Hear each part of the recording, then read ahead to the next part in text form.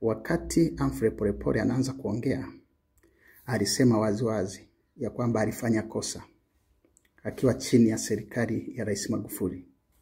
Alifanya kosa la kushiriki kuhujumu haki ya kidemokrasia ya kuchagua kwa kuunganisha mfumo wa NIDA na mfumo wa Chama cha Mapinduzi pamoja na mfumo wa tume ya uchaguzi wakati ikiitwa NEC, sasa INEC.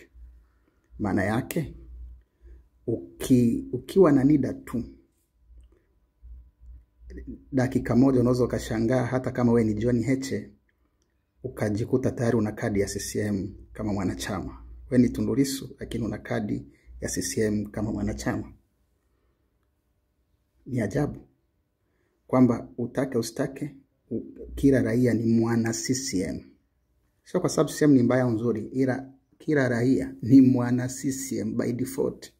Kwa sababu ya kuunganishwa kwa ile mifumo, jina hili linaweza likatolewa huko likaingizwa huko. Aliposema hayo, wakaja weu, mazwazwa, matahira, viongozi wa INEC, pamoja na baadhi ya wapumbavu kama Gerson Msigwa, wakaanza kujaribu kupotosha ukweli kwamba amna, ni uongo, adhibitishe nganganganganganga. Lakini Mungu ni Mungu wa nyakati na majira. Ameruhusu ukweli uwe hadharani. Juzi tarehe 20 kama sio 21 ya mwezi wa 10 kule jijini Mbeya, msimamizi wa uchaguzi amejichanganya.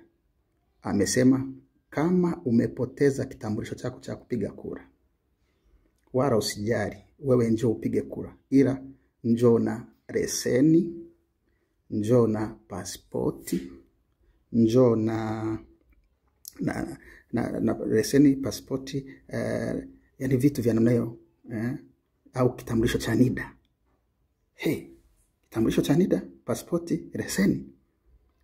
Hivi vimeingiaje? Vimeingiaje? Vimechukuaje nafasi ya kwa mpiga kura aliyepoteza kadi yake na ambaye aliandikishwa kwenye daftari la kudumu la wapiga kura? Ataruhusiwa kupiga kura endapo atafika katika kituo alichopangiwa akiwa na leseni ya udereva au pasi ya kusafiria au kitambulisho cha taifa NIDA. Majina ya kitambulisho mbadala atakayowasilisha yawe yanafanana na yaliomo kwenye daftari la kudumu la wapiga kura. Kwa hiyo nitoe rai kwa wananchi, kama ulijiandikisha na jina lako lipo kwenye orodha ya wapiga kura kwenye kituo husika na bahati mbaya umepoteza kitambulisho cha mpiga kura, fika na kitambulisho kimojawapo kati ya vilivyotajwa ambacho kitatumika kama kitambulisho mbadala au kitambulisho cha NIDA. Kitambulisho cha NIDA, pasipoti, leseni. Hivi vimeingiaje? Vimeingiaje? Vimechukuaje nafasi ya kitambulisho cha mpiga kura? Kwa hiyo kwa mtu mwenye akili hata ya darasa la 7 feria anaelewa kwamba tayari mifumo inasomana. Kwa hiyo sasa iko hivi. Hiyo tarehe 29 ni siku ya ambayo wao wanataka kwa nguvu zote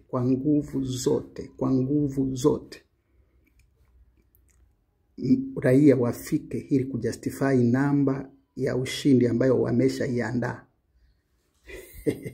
Yani ndo maana wanakazana kwamba maandamano yatakayokuwepo ni ya kupiga kura. Lengo ni nini? Mtoke mkajustify kama ameshinda, kwa labda wafanye kwamba akubariki ameshinda kwa 52%.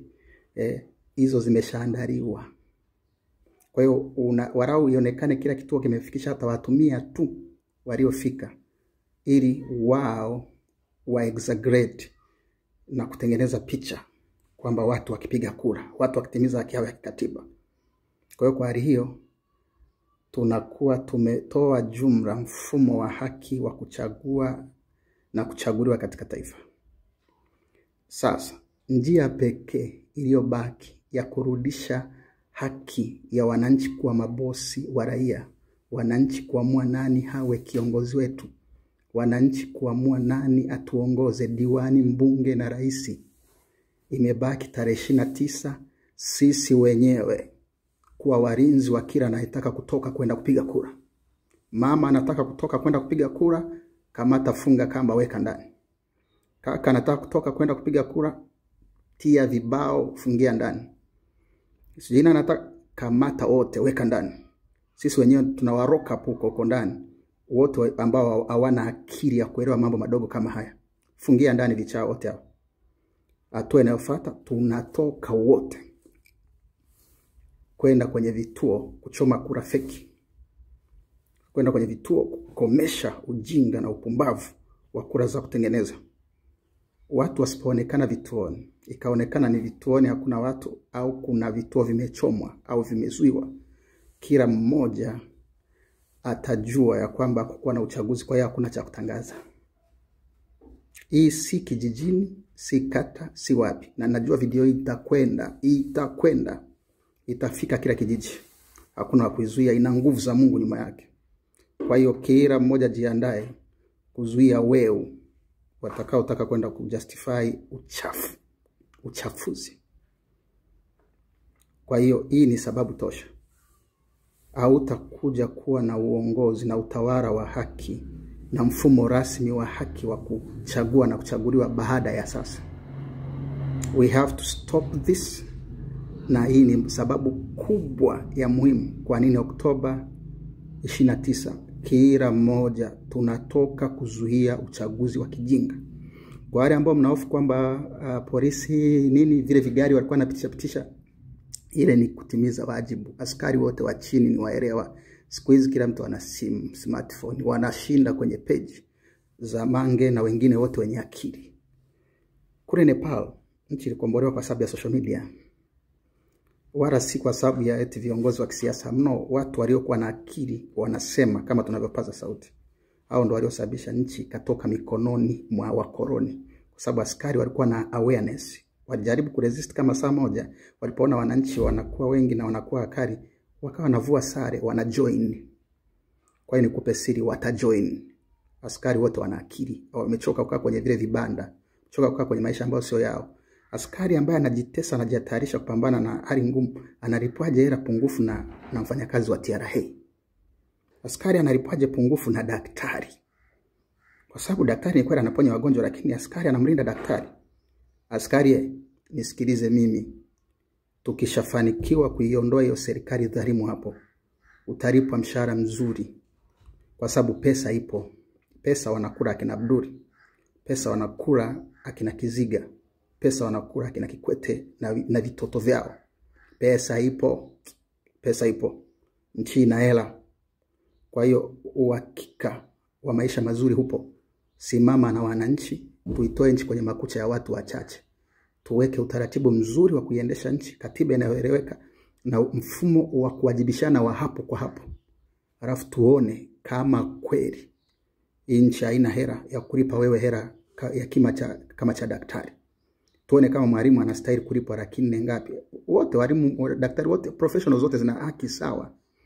Na inawezekana. Hela zimejazana. Mtu amekopa kutoka trilioni 60 mpaka 100 karibu na 20 sasa. Yaani zaidi ya marais watano wote, na bado hali ni ngumu hivi. Na bado linahiba. Ni Oktoba 29 tunatoka kuzuia uchafuzi wa kitaifa. Mungu awabariki. Mungu awatunze.